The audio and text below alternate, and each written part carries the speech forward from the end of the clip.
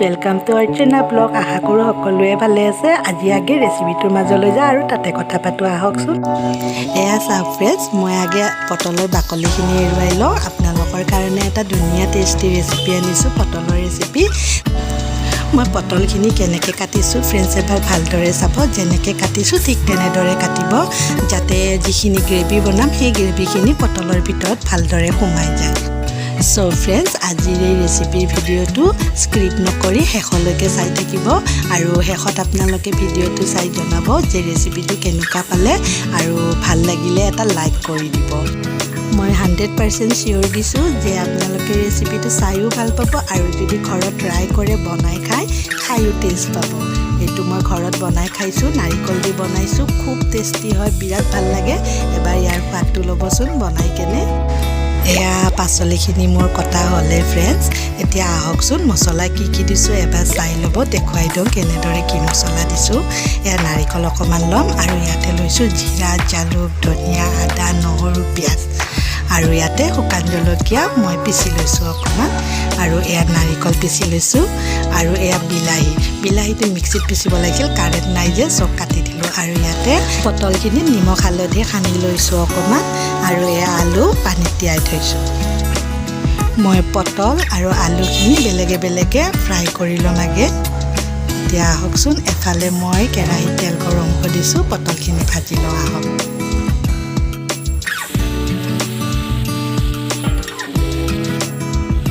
পটলখিনি ৰং চোৱাকৈ ভাজিব লাগিব।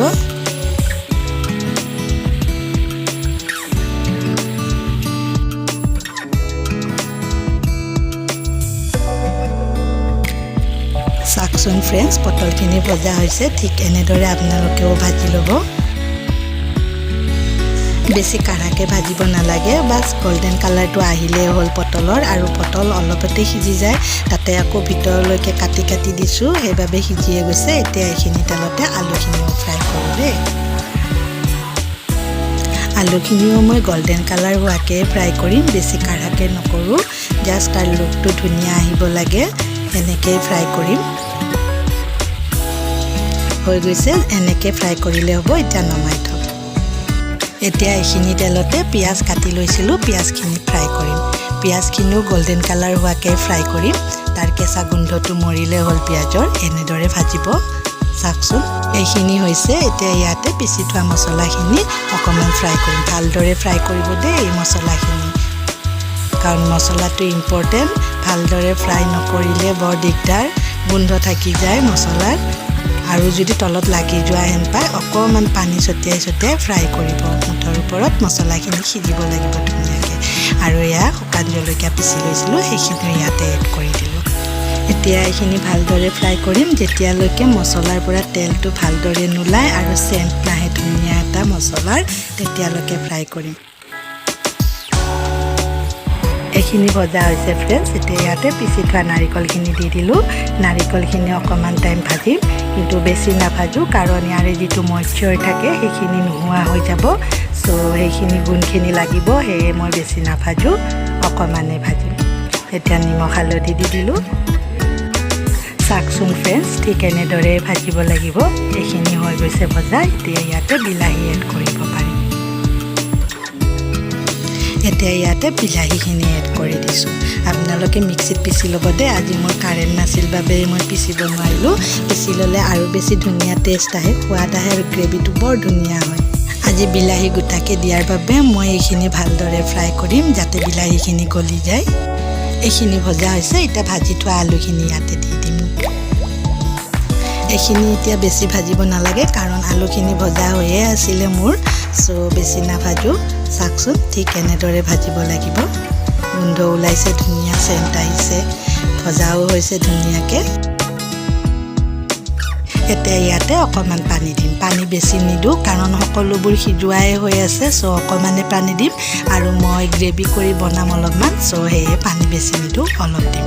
আৰু এখন ঢাকনি দি অকণমান উতলিব দিম। আহকচোন ফ্ৰেন্ডছ, উতলিছেনে চাওঁ। ৱাও, ধুনীয়াকৈ উতলিছে। আৰু এতিয়া আলুখিনি সিজিছেনে চাওঁ ৰ'ব। যদি আলু সিজিছে তেনেহ'লে ভাজি থোৱা পটলখিনি এড কৰিব পৰা হৈছোঁ। সিজিছে আধা সিজা হৈছে ধুনীয়াকৈ দিব পাৰিম এতিয়া পটলখিনি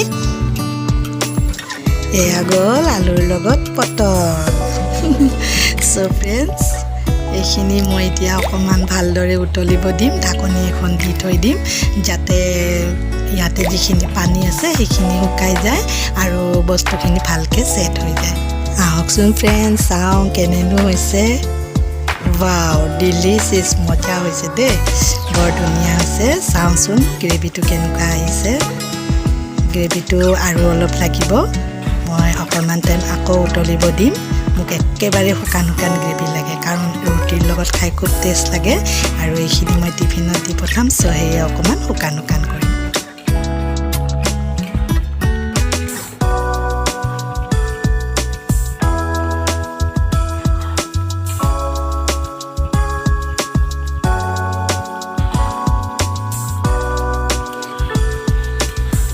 এয়া চাওক ফ্ৰেণ্ডছ ঠিক এনেদৰে হ'লে হ'ব হৈ গ'ল Look at this friends wow it's very beautiful খাইও টেষ্ট লাগিব আৰু ইমান ধুনীয়া এটা সেন্ট আহিছে ন খুব ধুনীয়া সেন্ট আহিছে সো আজি ৰেচিপিটো মোৰ ইয়াতে সমাপ্ত হয় ফ্ৰেণ্ডছ আপোনালোকে যদি ৰেচিপিটো ভাল পাইছে তেনেহ'লে এটা লাইক কৰি দিব আৰু কমেণ্টত জনাবচোন কেনেকুৱা লাগিল আজি ভিডিঅ'টো আৰু আপোনালোকে ঘৰত ট্ৰাই কৰি চাব দেই চাওকচোন ফ্ৰেণ্ডছ পটলো এনেদৰে বনাই খাব পাৰি একেবাৰে ৰসযুক্ত পটল ৰসেৰে ভৰপূৰ খাই খুবেই টেষ্টি লাগে বহুত ভাল লাগে আপোনালোকেও ট্ৰাই কৰি বনাই খাব আৰু নিউসকলে মোক ছাবস্ক্ৰাইব কৰিব নাপাহৰিব শেষত সকলোকে দুৰ্গা পূজাৰ শুভেচ্ছা জনালোঁ আজিলৈ আহোঁ নতুন ৰেচিপি লৈ পুনৰ আহিম বাই বাই